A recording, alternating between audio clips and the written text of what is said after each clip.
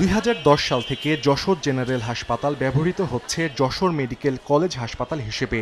250 শয্যার এই হাসপাতালে দৈনিক ধারণ ক্ষমতার দ্বিগুণ রোগী ভর্তি হয়ে চিকিৎসা নেন। এজন্য হাসপাতালে চিকিৎসকের 65টি পদের বিপরীতে কর্মরত আছেন 50 জন। পাশাপাশি বিভিন্ন প্রকল্পের আওতায় 12 জন, ডেপুটেশনে আসা 15 জন, অনারারি চিকিৎসক 18 জন এবং মেডিকেল কলেজের আরও 48 জন চিকিৎসক ও 50 জন ইন্টার্ন চিকিৎসক হাসপাতালে দায়িত্ব পালন করছেন।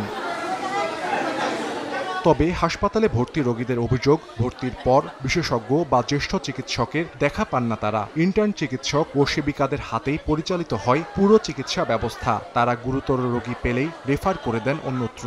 অভিযোগ উঠেছে, বিশেষজ্ঞ ও জ্যেষ্ঠ চিকিৎসকরা হাসপাতালের পরিবর্তে বিভিন্ন বেসরকারি ক্লিনিকে বেশি সময় দেন।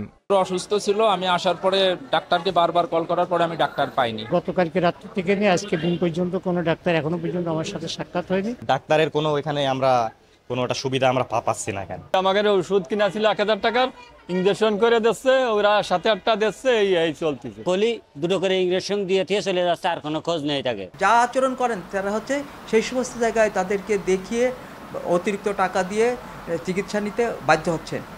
নগদে 500 টাকা বা তার বেশি পেমেন্টে পেতে পারেন ঢাকায় জমিসহ 20 কোটি টাকার পুরস্কার।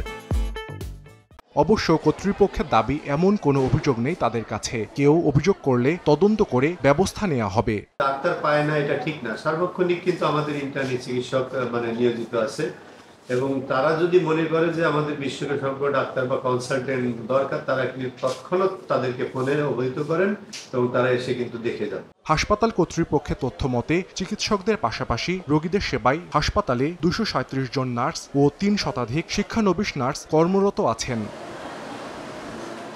সময় সংবাদ, যশোর।